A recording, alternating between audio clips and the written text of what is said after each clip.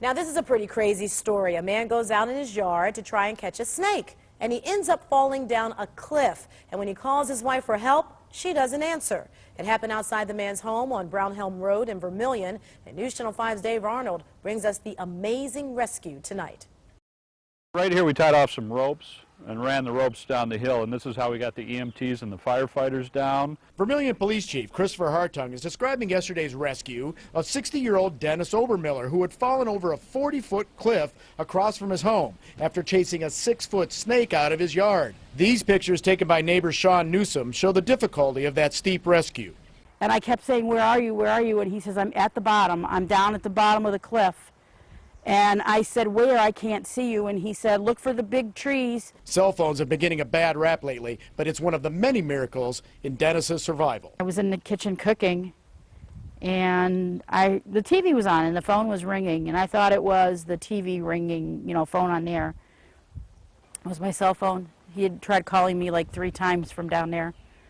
I finally got a phone call from my daughter who lives in Georgia and said, "Dad's over the cliff." Dennis's ability to even chase a troublesome snake is the next miracle. He's losing his ability to walk. He's a partial paraplegic as it is.